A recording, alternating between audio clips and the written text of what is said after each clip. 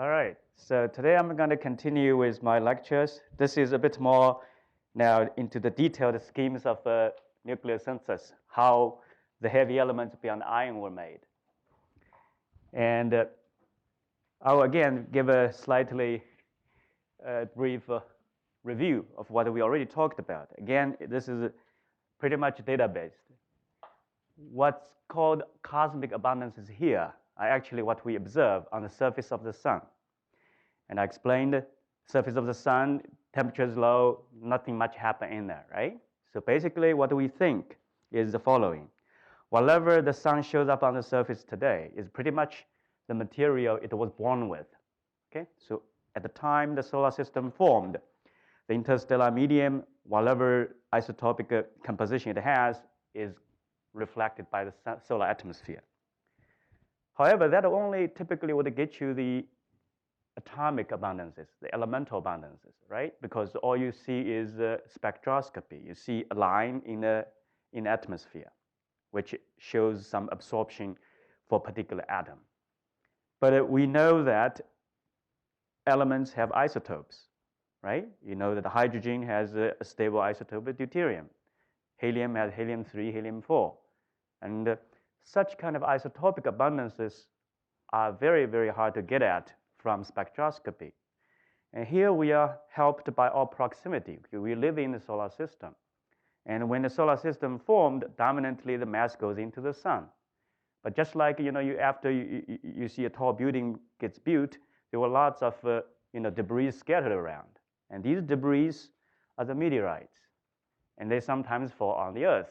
You pick up one and you look at it. From that, you can do much more detailed work.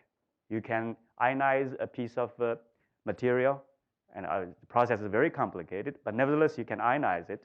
Once it's ionized, it's charged, it can be accelerated using the simple technique of how a charged particle moves in a magnetic field. You can measure Q over M. Knowing the Q, you can infer the M. And you then can count the relative abundances of different isotopic species inside this piece of rock, which again represent the primordial material in the solar system, right? From that, we actually now not only get an elemental abundance pattern, we also get an isotopic abundance pattern, meaning that we can count nucleus by nucleus. So you can see that here you at least have several hundred of nuclei abundance listed here. And most of these abundances are compiled from these meteoritic studies. And the big kind of a windfall for this kind of study is because of the Apollo program. Suddenly, human beings can go to the moon. The moon does not have atmosphere. What does that say help you with the meteorites? How does the moon having no atmosphere help with the meteorites, the finding of meteorites? They're not as broken up, or they're not burned up. Remember, if the Earth does not have atmosphere, there will be a lot more craters, right? Not just dinosaurs might die. Maybe there will be no mammals, right? Okay. So the moon does not have atmosphere. So lots of meteorites, you can pick it up pretty easily. And that's also why the moon, if you ever look at the surface of the moon, it's pitted with craters, right? Okay. So this is how we actually learn about these abundances. And as you can see, hydrogen, helium, we know that mostly that's just inherited from Big Bang, all right? And then you have quite a bit of material from carbon, things like that. We are very kind of thankful to the carbon because we are made of carbon. And I always say that half of these things come from these intermediate mass stars, like the sun. And because remember that the sun can only burn helium up to carbon oxygen, right? And some of it will get out in the wind when it ejected the envelope as a planetary nebulae. But most of the other elements, all the way to iron, came in these supernova explosions, as I told you yesterday. And you notice this steep decline. Again, this is a logarithmic coordinate. And so anything beyond iron, you have to make it by neutron capture. And this abundance level just drops off almost exponentially, right? Now, if you just say, okay, you meet somebody at a cocktail party, you just make a small conversation. You say, oh, I know how to make elements beyond iron. And they say, how? By neutron capture. That's pretty much the end of the conversation there, right? You want a scientific discussion, then you have to go into the details. How are you supposed to do neutron capture and come up with elements beyond iron, right? So that kind of detail, again, you have to be a legal scholar, right? Now you have to say that how suppose I learn about neutron capture physics by looking at this abundance curve. So you use basically a magnifying glass. You say, okay, although the overall trend is that it decreases with mass number, but there are lots of local structures. Especially I point your attention to these two peaks over here. I color them for you. There is a set of peaks colored red, mass number 130 and 195 or so. Just next to it, at the higher level, the mass number is 138 and 208, and they're colored blue. You say, on this overall declining trend, how come you have peaks there, right? That's something catches your attention. That might be telling you something about how neutron capture happens in order to make these guys. Then you look closer. You say, in this blue set of peak, not only the mass number are well defined, you can see that it's pretty sharp, but also you find out that there are several of these nuclei in this peak, and all of them would have neutron number 82. And the other peak at the higher mass number, the blue one again, there are two guys there, lead and bismuth. They have neutron number 126. You say, well, that's not a coincidence, right? Why these guys sitting in the peak have these special numbers? And you go back to your undergraduate introduction to modern physics, you're exposed to something about the nuclear physics model, right? How nuclei are made because of the quantum mechanical system. You know about how the atomic model works, the periodic table, the electrons, when they try to arrange themselves outside the nucleus, they form shells. And what are the shells? You say, shells is not what you pick up on the beach, it's something different. Basically, it means that up to here, these guys, the energy are pretty comparable to each other. But in order to add another electron, suddenly you promote it to much higher energy, right? There's a gap in between. That's what the shell means, okay? So when you fill up these shells, that means, okay, at the next level, it suddenly costs a lot more energy to put the additional particle there. You find out that there are special arrangement of these electronic configurations. And the number of electrons, 8, 18, 36, right? What do those numbers mean to you? 2, the 2 is also there, I think. What are they? They're noble gases. Why they are noble? Huh? They don't interact very much. They're inert because in the old days, nobility, people serve them. They don't move around very much, right? And all chemistry is about how to move electrons in between atoms, right? So if you are inert, you don't move around. You are inert. You are noble gas. And you don't have many chemical reactions. You are stable. The reason for that is moving electrons around costs energy, especially you're already being filled up to a shell. In order to move it, you have to promote the guy to next shell, which is at substantial energy cost, right? You won't do it if that's too costly. Same thing happens in the nuclei, right? Now, nuclei is a bit different, except that not only you are talking about electrons, you have two kinds of nucleons inside the nucleus, the protons and neutrons. But each of them will fill up levels. And when you come to a certain number, you fill up a shell, and then you go to the next level, right? And if you remember your nuclear physics course, the magic numbers correspond to 2 of these guys at least. There are things in the blue, I don't want to talk about it. But anyway, 82 and 126 are these magic numbers when you exactly have filled the shells.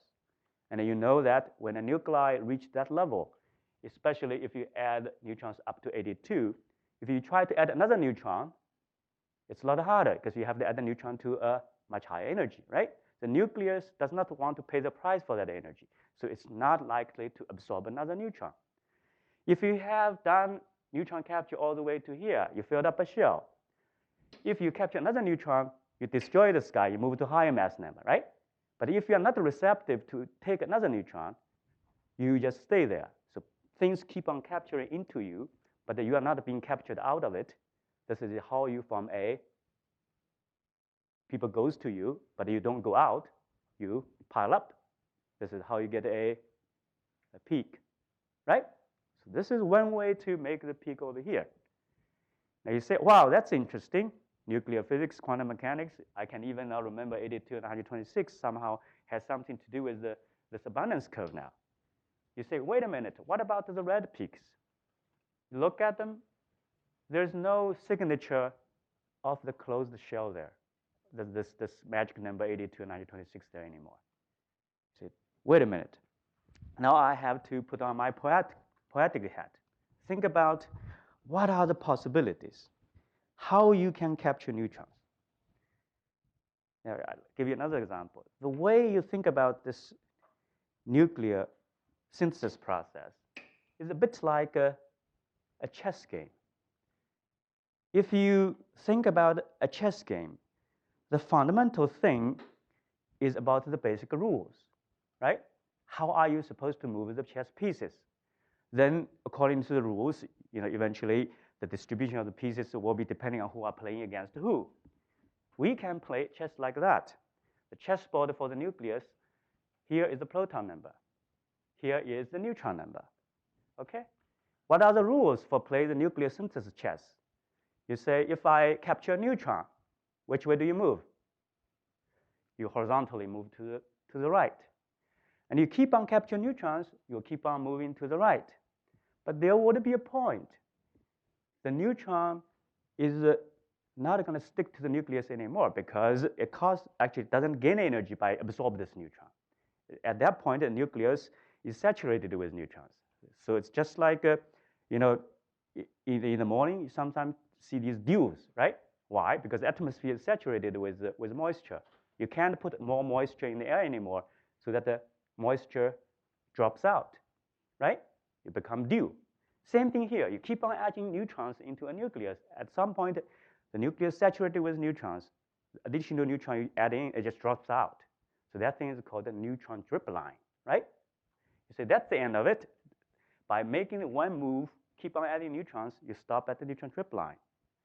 But you also know if you keep on adding neutrons, if the nucleus becomes very neutron rich, it no longer becomes stable anymore. It can decay. And when neutron decay inside the nucleus, it becomes a proton and emits a positron and a neutrino. And which way does it move? It goes diagonally, right? So that's another chess move you can make. And zeroth order, you only need to play with these two chess moves.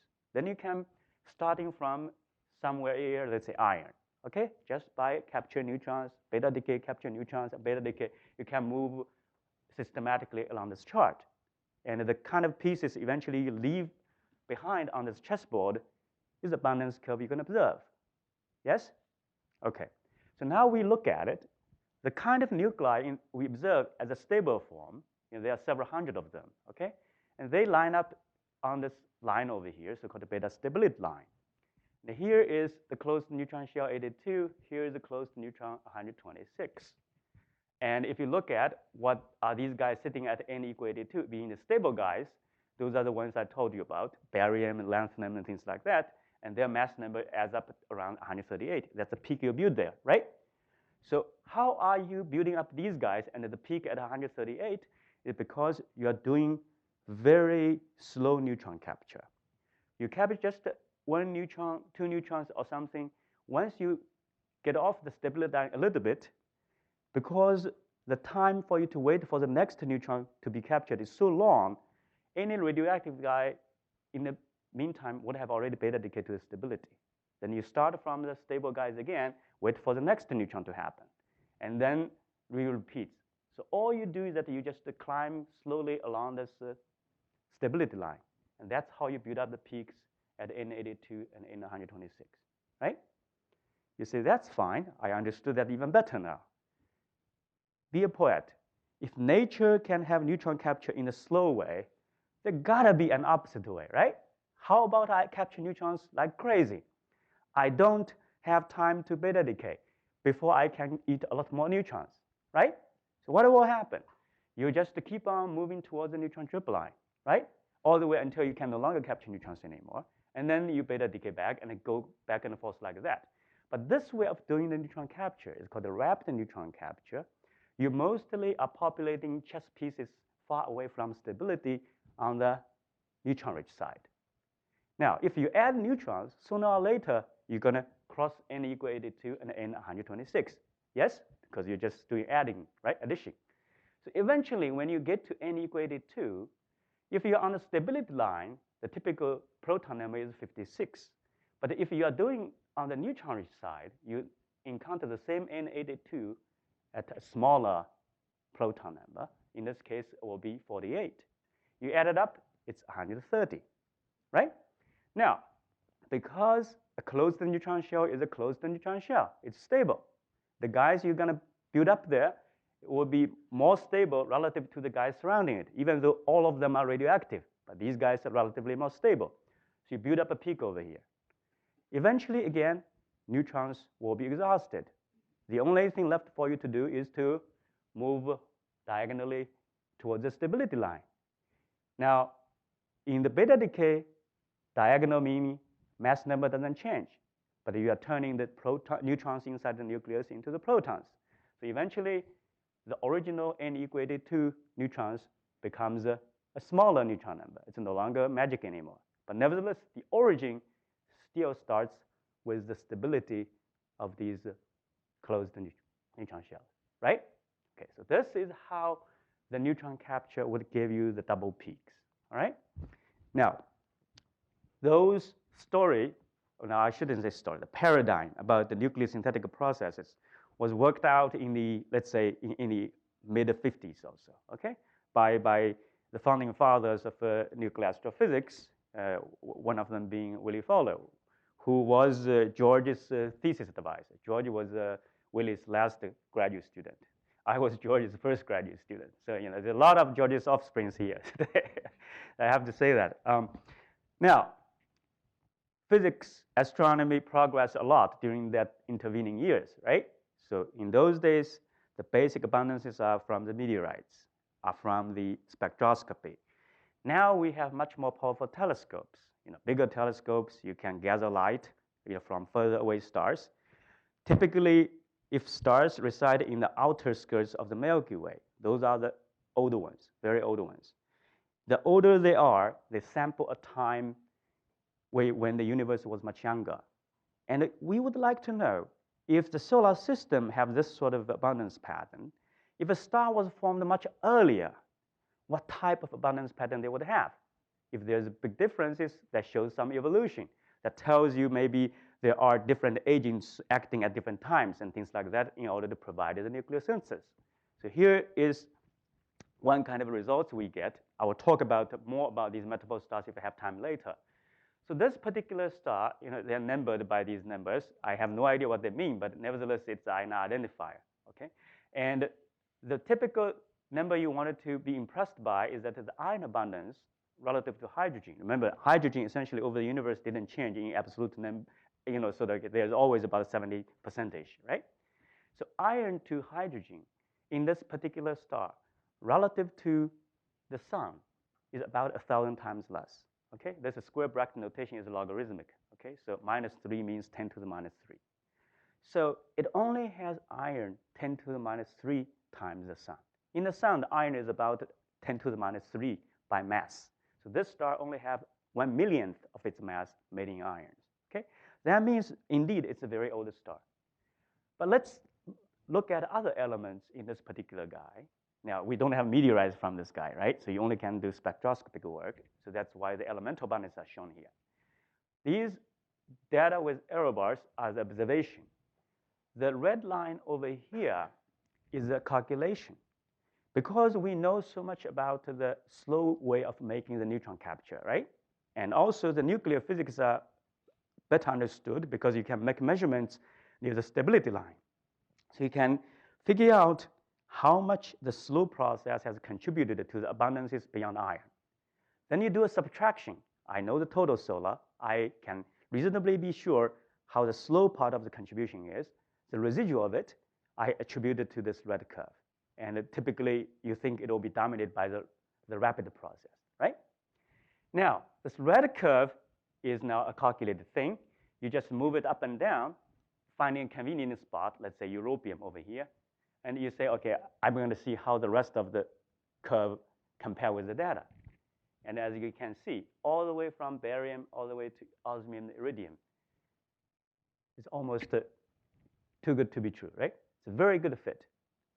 So if this red curve inferred from the solar system data really reflects the operation of the R process, the impression you get from this is that this R process is a very ubiquitous process. It doesn't happen in a haphazard way. Somehow, even very early in the galaxy, you already had it operating because its signature looks the same as billions of years later, right?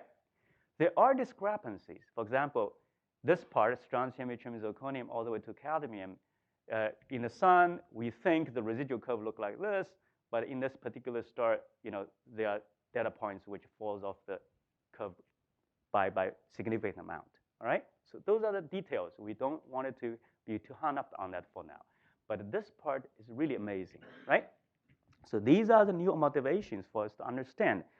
If you now know zero sort of business that you have to find an environment where neutrons are readily available, you can capture them very fast so you don't very much have time to decay.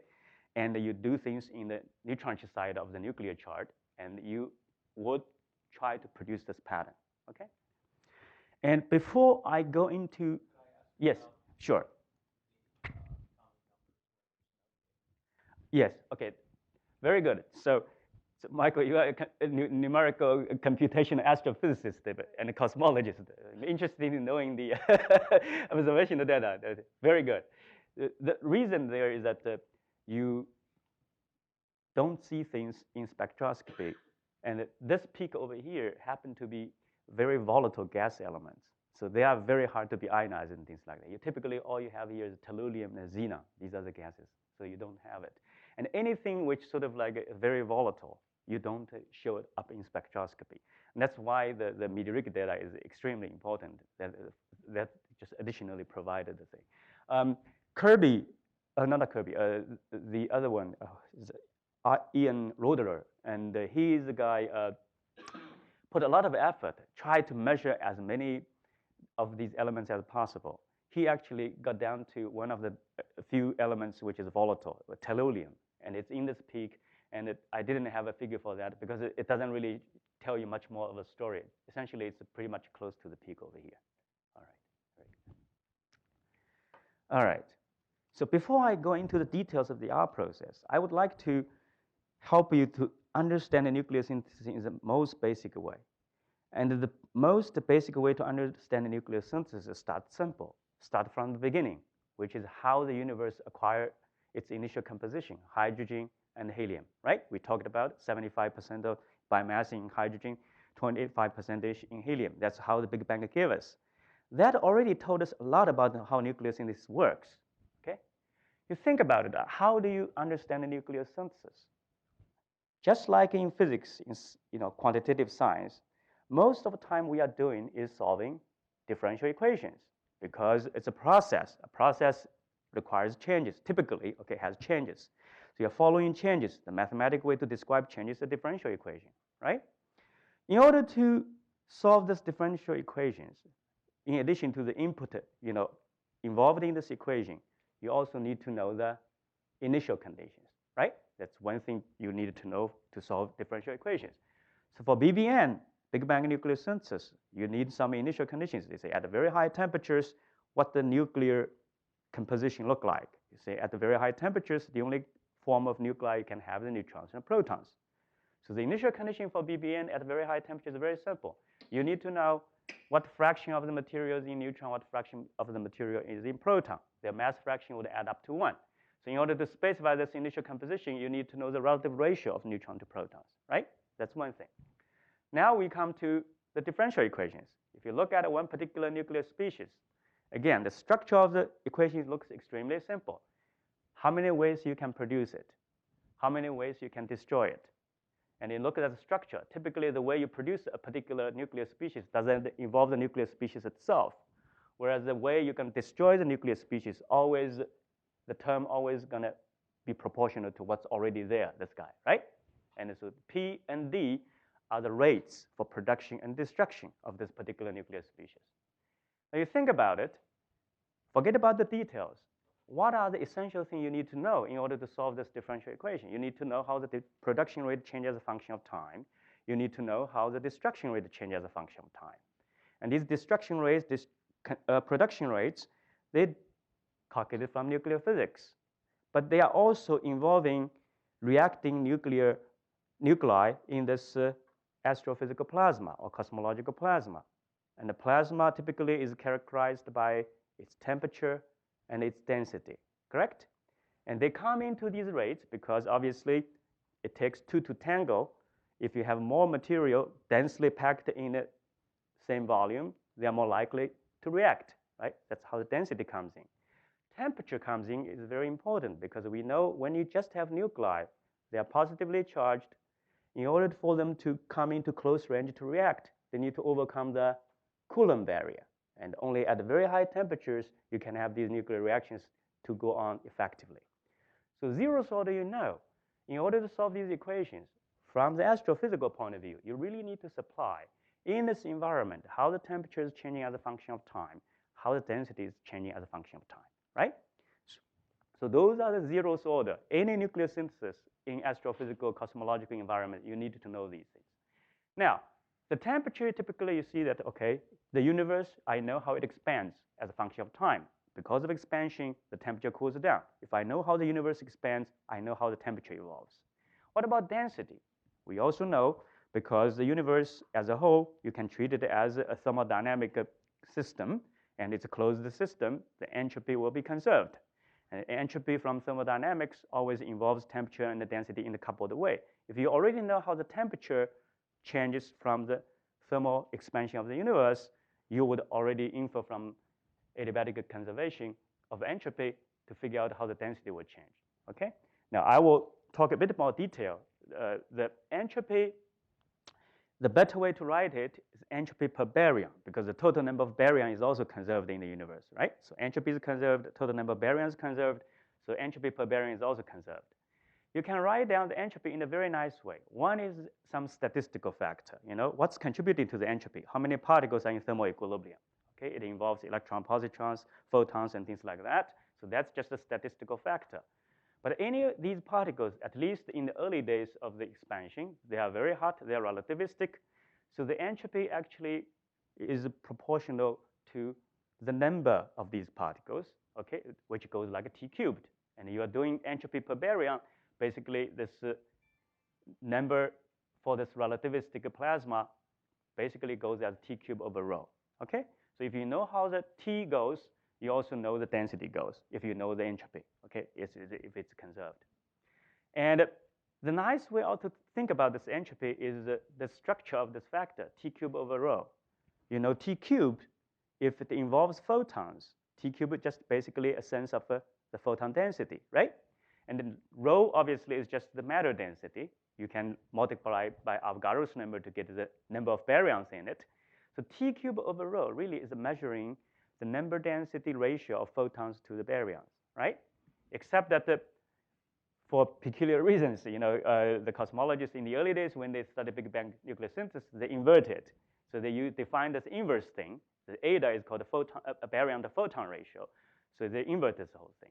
But to remember that, the entropy per baryon is essentially 3.6 divided by this baryon to photon ratio, okay? So the higher the entropy, the more photons per baryon you have, the smaller the baryon to photon ratio is, okay? It's a bit mouthful, but it's just a straightforward relationships. Now let's talk about this entropy business, all right? I say how you are able to do Big Bang nucleosynthesis at very early days, before this current paradigm of lambda CDM is established, right? It was within the last 20 years or so, we more and more become sure about this lambda CDM thing, right? But Big Bang nucleosynthesis was studied back in the early days of the late 60s, okay? How are people have the audacity to study this? And even, you know, the real idea starts with Gamow, you know, that was back in the 1940s. I mean, these guys have no clue what the universe is like, right? Why they are able to do science that way, okay? So you just have to think about it. These guys know physics, right? That's the main thing. Now we are at the advantage. We know so much more. We just can recreate this kind of a thought process a lot easier. Let's do the easier way then. We already say that if you believe in basically mass conservation or baryon number conservation, whatever the non-relativistic particles in the universe, their density gonna scale as 1 over r cubed, right? Because the volume expands, r is sort of a scale factor of the universe, or radius of the universe, okay? The earlier you go, the universe is smaller, then the density goes up, okay? It goes like 1 over r cubed. Now the photon density, you know that eventually, initially, even the photons maybe are in thermal equilibrium, they can be absorbed, they can be destroyed, and emitted, and things like that. But eventually, the photons will decouple from the rest of the plasma, and at that point on, the number of the photons, the total number will be conserved. If the number density go like a t cubed, the universe expands as r cubed, the total number t cubed r cubed is conserved, you know that photon temperature would go like a 1 over r as well, right? Now you go back, play the movie backward. You say, what about the energy density contributed by photons? From black body radiation, the energy density in the photon goes as t to the 4th. Dimensionally, it's also simple. If number density t cubed, energy density is multiplied another factor of t, right? So the energy density in the photons goes as t to the 4th. And this guy, because the temperature increases as 1 over r, the energy density in photons goes as 1 over r to the 4th. There is your simplification. As you go towards smaller and smaller r, it doesn't matter what the non-relativistic composition of the universe is anymore, because the energy density it contributes is much smaller compared with a relativistic species, correct? Because 1 over r to the 4th overshoots 1 over r to the 3rd. So this is a beautiful Einstein equation. Christian Art has shown you in the context of a GR, right? You remember this is 8 pi g t mu in u is equal to this tensor, right? If you apply to the expanding universe, it just becomes this, okay? The scale factor r dot r squared equal to all this. And so r dot r basically give you 1 over t squared, the rate squared, and then 8 pi over 3 g rho. Rho is energy density, which is controlling this expansion. Lambda is what we know today as the cosmological constant, or you can think about it as vacuum energy. And k over here is you're not so sure if the universe is a flat geometry or closed or open geometry, okay? But it doesn't matter. As I say, when you go back far enough, we know that the matter part of the matter and the be non-relativistic or relativistic, that part will be dominated by relativistic particles because it goes as 1 over r to the 4th. Cosmological constant is always a constant, so its significance is just even more trivial. You throw it away. Even the curvature part, meaning that whether the universe is open or closed or critical, doesn't matter anymore because it only goes up as 1 over r squared. 1 over r to the 4th simplifies everything for you. Yes? So that's why people are able to do in 1940s how the universe, when it expands from a very hot state, can make a nucleosynthesis, even though they have no clue what the universe exactly is made of. Okay? Now you see that its simplification goes as follows. R dot r squared is essentially 8 pi over 3 g times the energy density in relativistic particles. All you have to figure out how the temperature changes as a function of time as the universe cools. Just count the number of relativistic species. Yes? Okay. So again, this is what Christian Art has shown you in thermodynamics. You know that for any species in thermodynamic equilibrium, its entropy, total energy, pressure, and the chemical potential are related in this way. Okay? If you go through all this, basically what you come up with is how you're gonna figure out, say, what is the total entropy goes like this, all right? And you can also calculate the energy density, et cetera, et cetera. So to cut the chase, you do your thermodynamics right, statistical mechanics right. You find out the relativistic particle energy density, as I said, is always going to go to the t to the 4th. The G effective is counting the number of relativistic particles contributing at this particular moment. And if you think about it, if you are between 100 MeV and 1 MeV, knowing the particle zoo we know today, what would be relativistic? Below 100 MeV, above 1 MeV. Photons massless is always relativistic, right? So you have to count that in. Then neutrinos, they're essentially massless. The electrons and the positrons. Anything more? That's it, right? That's the standard particle model. That's how it comes in here to determine the expansion of the universe. How many relativistic degree of freedom do you know today? And obviously, we are hiding a lot of unknowns, right? We do not know. Someday people may discover other things, or some particles, although they are not relativistic, they might contribute to this expansion rate as well. For that, we do not know. But nevertheless, you can explore this thing, right? Later on this afternoon, you'll start to explore Big Bang nucleosynthesis. One thing for you to explore is try to think about it. Suppose the thermal expansion of the universe is slightly different from the standard picture. It's not only these neutrinos, photons, electron-positron pairs. How would the nucleosynthesis be different, right? That's interesting. If you find out some signatures, maybe that someday it'll be corroborated by other things, right?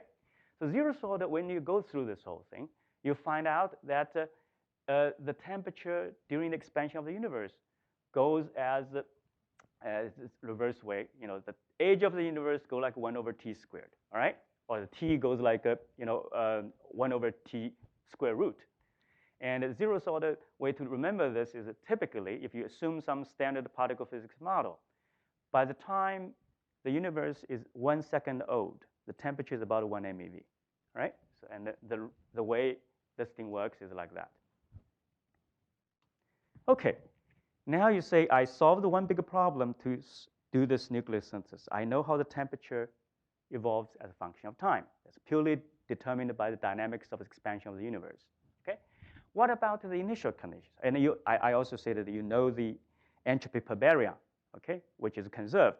And you measure the cosmic microwave background today, you know the photon density. And basically, that only you can sort of like know the range of the baryonic things today, even though you don't rely on the new knowledge about how many baryons we think we know from the CMB experiments. If you know that, then everything is fixed, right?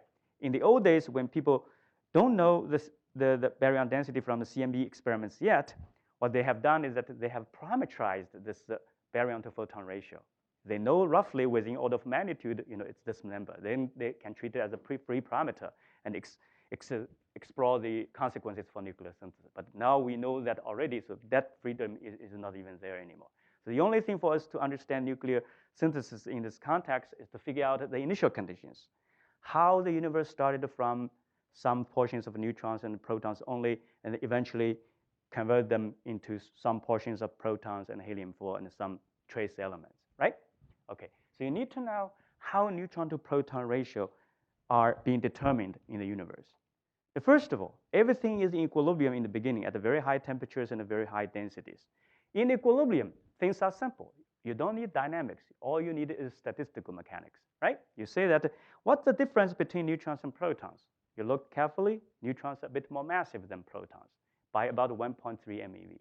So in thermal equilibrium, everything controlled by forward reactions and reverse reaction imbalance, the net result would be neutrons will be slightly less because it's a bit more massive by 1.3 MeV, right? Now, as the universe cools, if this equilibrium still can be maintained, then it just goes down as exponential minus delta over T, the Boltzmann factor, right? You are more energetic, so therefore you have more mass, you are less populated. As temperature goes down, the difference between neutrons and protons becomes more and more, right?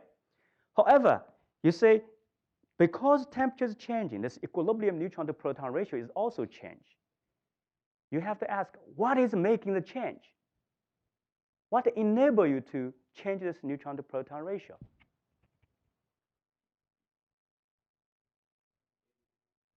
Beta decay or similar processes.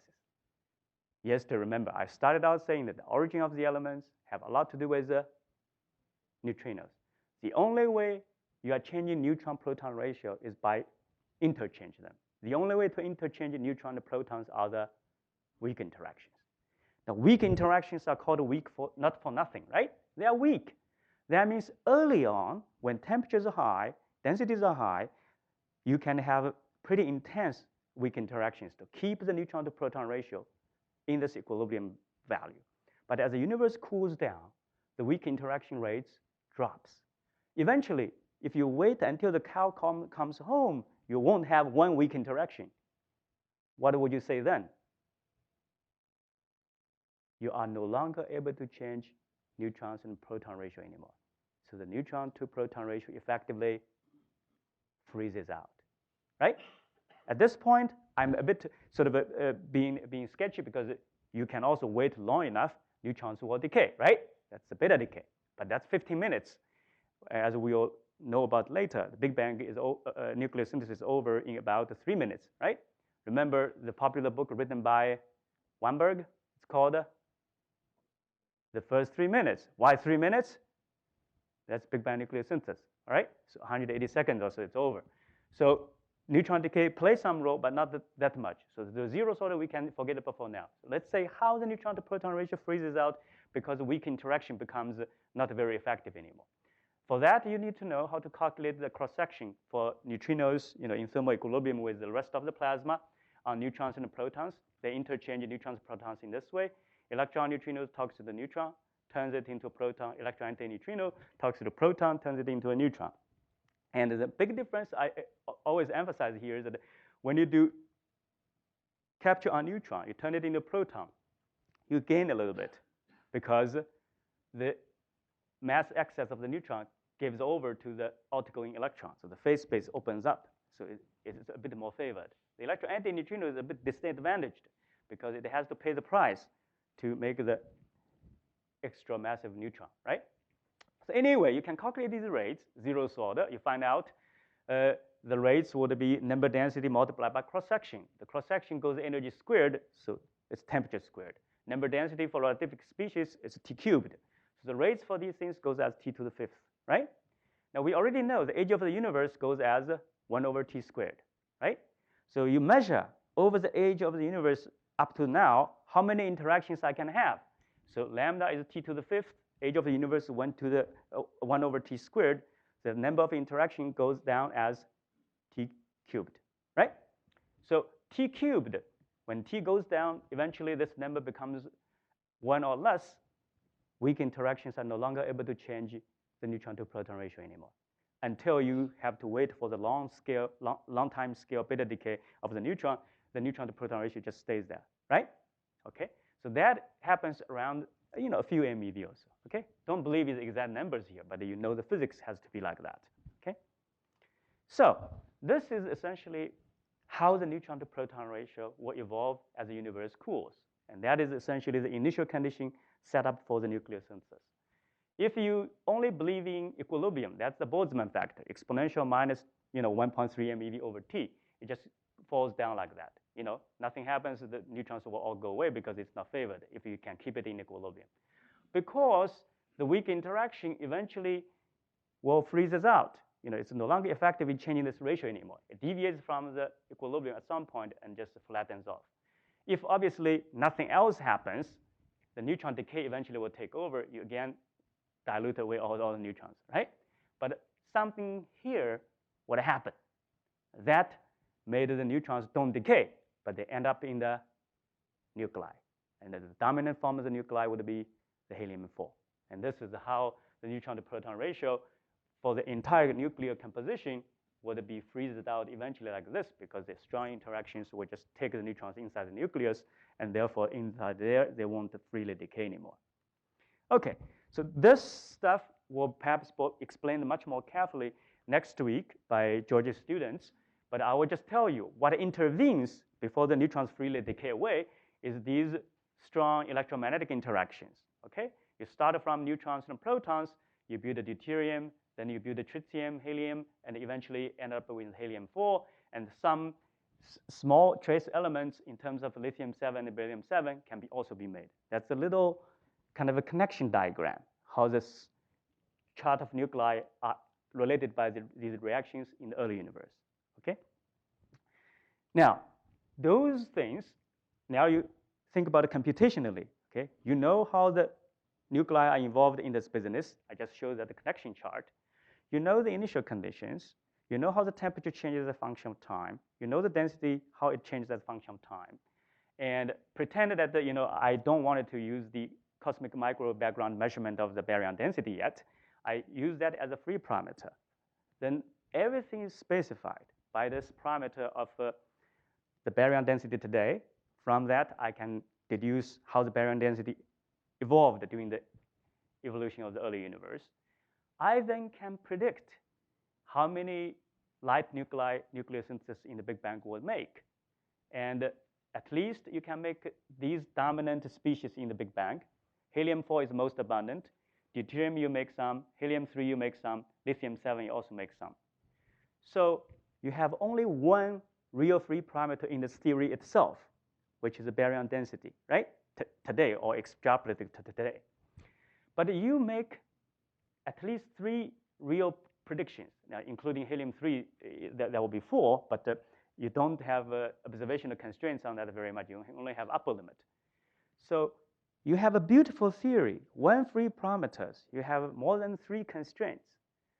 If this thing actually works out, you say it's not a coincidence, right? You say that will be a very wonderful achievement. And this is what happens. So if you put the observed values for helium there, with some error bars there, and deuterium and lithium, some years ago, actually all these 3 things sort of within error bars looks pretty good. You can actually line them up. So that's a big achievement of Big Bang nucleosynthesis. Even more interesting, later on, the CMB experiments comes on. It's used an entirely different way of measuring the baryon density. They find out the baryon density you select out by this nucleosynthesis argument, which is about 4.5% of the critical density, exactly matches what you've seen from the cosmic microwave background measurement. So you not only have a theory which is over-constrained to make a prediction about the baryon density, but that baryon density is exactly the same as given by an independent experiment. See, this is really what every scientist dreams of, right? Your theory works out so well. Now, see, the caveat here is that, well, simple theories are nice to present as lectures, but if you look in details, sometimes there are more things for you to worry about. This is a more updated version of the Big Bang nucleosynthesis. Again, still presented in this traditional baryon to photon ratio way. And as you can see, these predictions, they are not infinitely thin lines. They have thickness that somehow they take into account the nuclear input, the cross sections and things like that. Georgia students will talk more about these things next week. And then you also have these horizontal lines, with error bars also indicated, from measurements. And now you actually try to line up where this baryon to photon ratio would really sit in order to make the predicted abundance and the measured abundance, more or less line up. You find out that you can always line up deuterium and helium-4 pretty well. You just have these things there, and you figured out, this is again the baryon to photon ratio corresponding to essentially what you're going to measure from CMB. But now you look in the lithium-7 problem here. The Big Bang actually over-predicts it. These are the abundances you measure in the oldest objects, basically are very old stars, like the ones I talked about. You find out that in those oldest objects, over a broad range of age, you always have this level of lithium. The simple explanation for that would be, well, these guys just inherited from Big Bang, right? But it's about a factor of 3 or so lower compared with this prediction. Suddenly, this picture is no longer perfect anymore. It's still quite nice, but not perfect anymore. But you say that I was also told I'm a Chinese by birth, but people keep on telling me there was a Chinese saying, say that there is a word in Chinese, means danger and opportunity. Okay, I have no idea what that means, but anyway, so this is considered a double thing, right? You can say it's a very dangerous. It's attacking at the predictions of Big Bang, but it is also a opportunity. Suddenly, you now can use this crisis in a way to say, what new physics can I explore?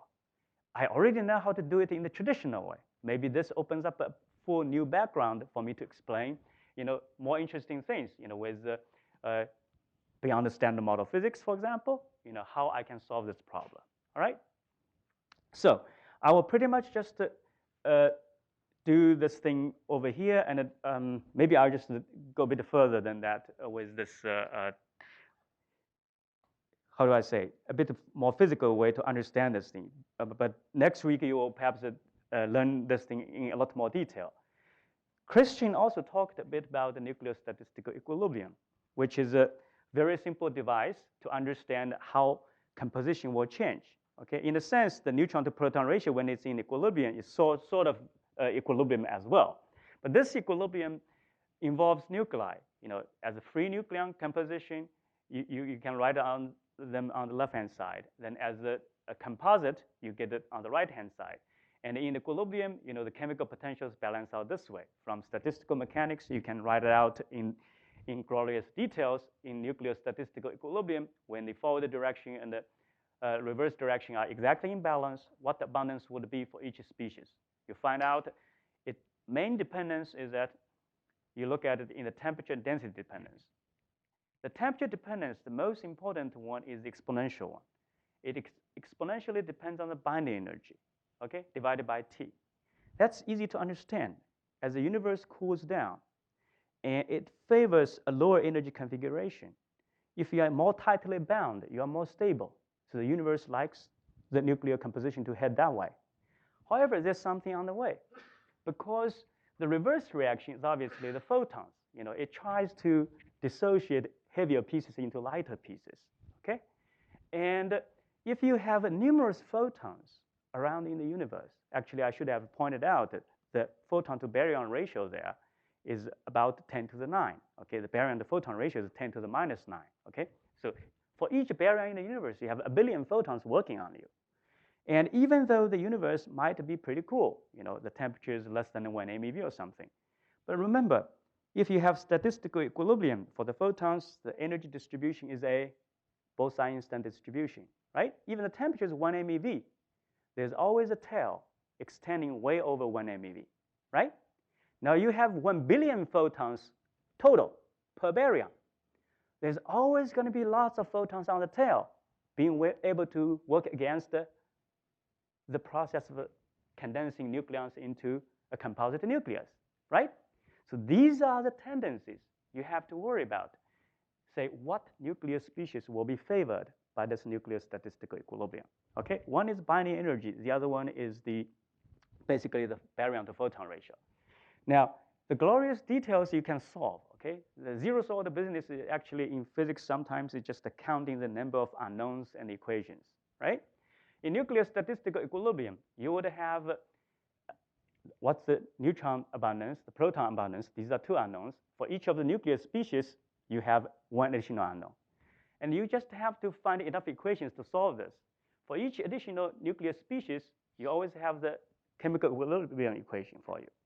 And for these two other unknowns, you have two other auxiliary equations. One is just the baryon number conservation. The other one is the charge conservation, right? And those conservation laws plus statistical equilibrium, you can solve in nuclear statistical equilibrium what is the exact abundances for each species, right? Same number of equations, same unknowns, okay? So that's just basic math there. And you can also zeros order look at this. You find out actually if this guy is going to be substantial, all right? All these factors has to come up to be of order 1, right? Otherwise, it's not substantial. And these factors you compound in this way, zeroing this on this exponential dependence and this baryon to photon ratio dependence, because for a heavy nucleus, you have a to the minus 1 power. Remember, eta is something like either 10 to the 9 or 10 to the minus 9. It's either a very small number or a very large number, so you need to worry about it.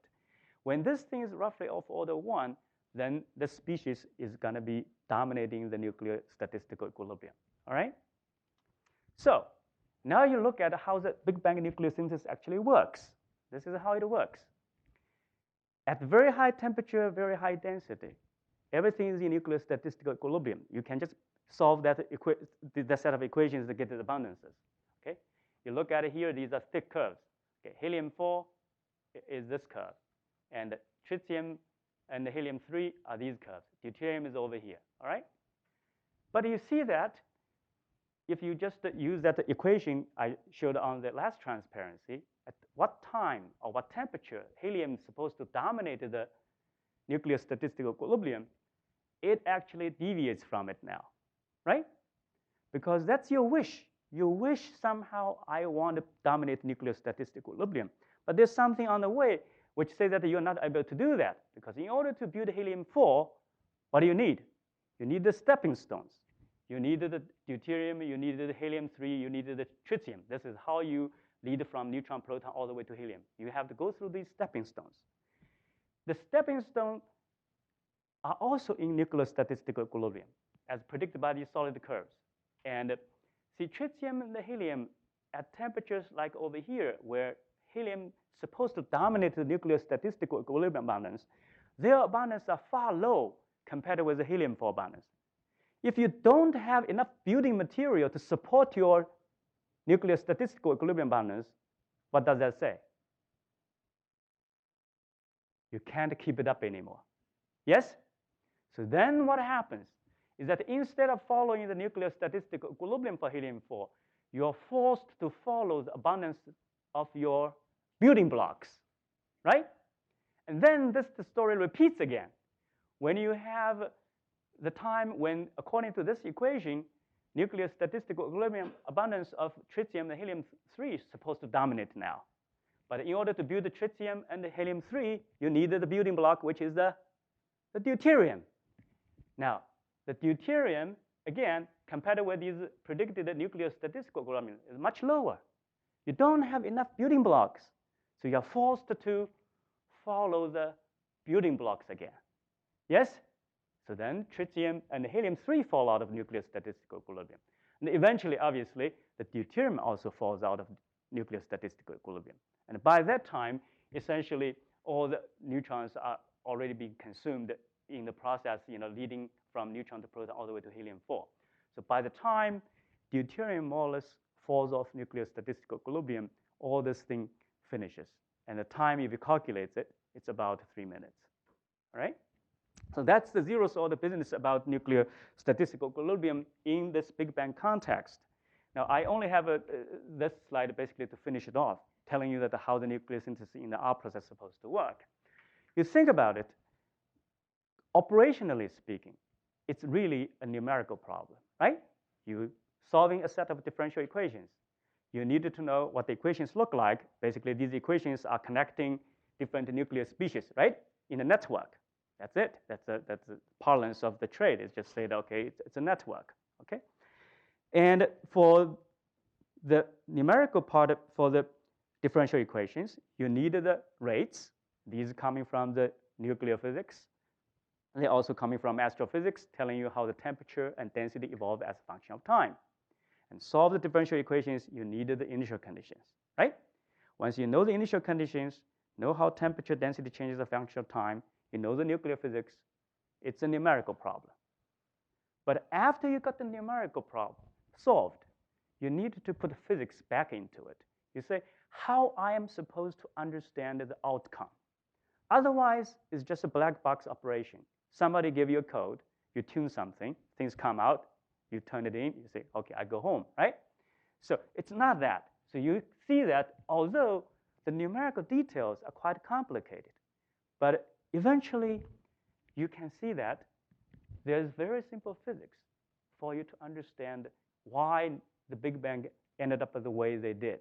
And also, not only the final outcome, how many neutrons, protons were used up in this process, tell you how much helium-4 you're going to get, but you even know how this trajectory of these abundances should go as a function of time, right?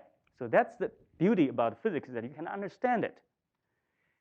And you can repeat this whole thing in other environment. Astrophysical environment, you'll know how temperature changes as a function of time, how density changes as a function of time. Different astrophysical environment, the dynamics will be telling you that differently, right?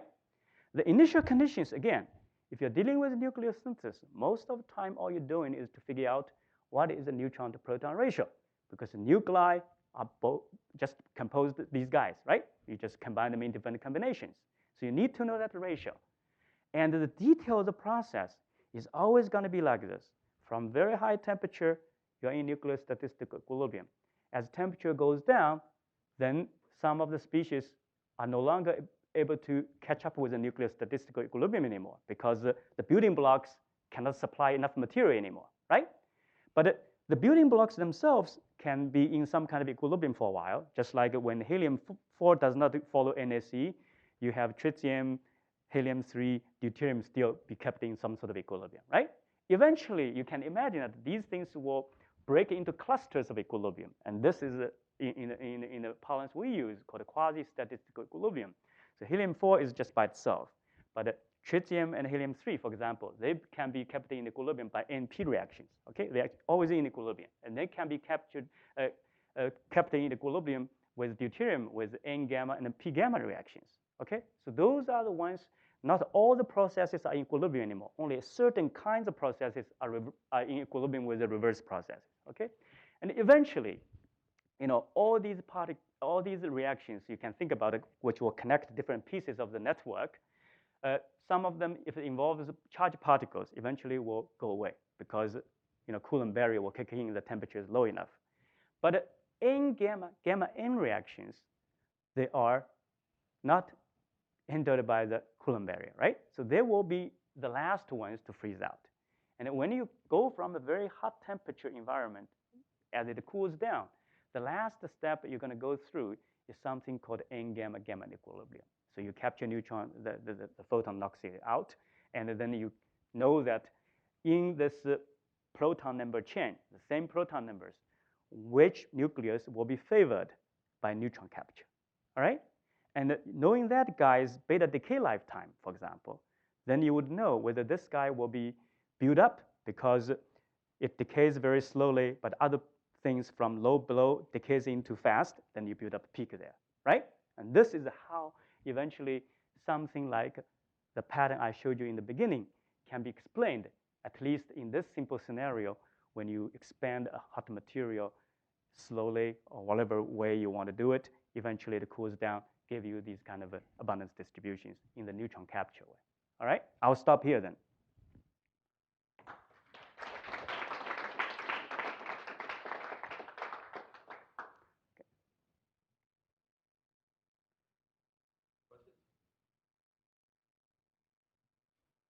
Yes. You mean that in the universe case? Okay. I think that I follow a more like a popular way of saying it. Actually, the best way to think about the process is always go back to the GR. You can write down the Friedmann equations. Not Friedmann equations, just the Einstein field equations. One of them reduces to that expansion equation I told you about. The other one is exactly TDS equal, PdV, TDS equal dE plus PdV, okay? So that equation, you can read it into, basically this is second law of thermodynamics. But another way to say it. Right. Like everything in GR is really symmetry. Symmetry, yeah, exactly. So it's homogeneity and isotropy, right? That's what we assume about the early universe. Think about it. No heat flow. Yep. There can't be any heat flow by the symmetry. Yep. So it's adiabatic. Right. So that is the one, actually, the local way to think about it. That's the simplest. But if you really are gung-ho for the GR, you can derive from the equations directly. And then you can see, okay, there's in that sense, you say, okay, this is just a mnemonic way of thinking about it. Basically, TDS equal dE plus PdV come out of the Einstein's equation. That's the solid way because the GR is there and that's it. The other way is a more physical way. I think that what George mentioned. It's a symmetry situations. Everywhere is the same, uniform. You're not supposed to have any heat flows. So therefore, locally, it got to be adiabatic. All right. Any other questions? Okay, why don't we thank you, Yong, and why don't we move on?